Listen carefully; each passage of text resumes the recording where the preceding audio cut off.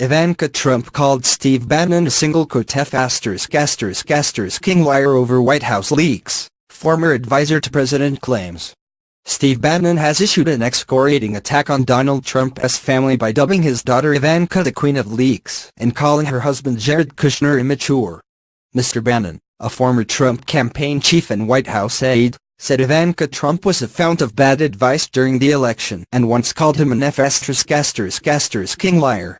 He claimed Mr Kushner don't know anything about Mr Trump's supporters and blamed him for meetings that left the campaign open to the charge of cozying up to the Russians. The U.S. president himself is not beyond Mr Bannon's ire, according to a 7,000-word profile in Vanity Fair magazine of the man credited with helping win Mr Trump office. Mr Bannon reportedly thinks Mr Trump has just a 30% chance of making it to 2020, the end of his presidential term, given the chance of impeachment or being removed by his cabinet under the 25th Amendment. He also joked the president is like an 11-year-old child and told an advisor he would consider running for the White House if Mr. Trump does not seek re-election, according to the article. Mr. Bannon's spokesman denied the latter, saying he is 100% not running for president. The comments mark another rift in the souring relationship between Mr. Bannon, who took over the running of the Trump campaign in the final months, and the president. Mr. Bannon was credited with convincing Mr. Trump to adopt a more nationalistic agenda before the election and joined the White House after the victory.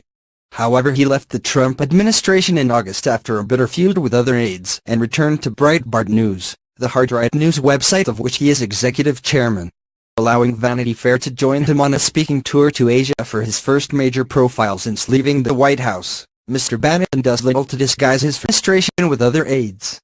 In particular, he criticizes Ivanka Trump, the daughter of the president who is seen as a moderating influence, and Mr. Kushner, her husband, both White House advisors at the age of just 36.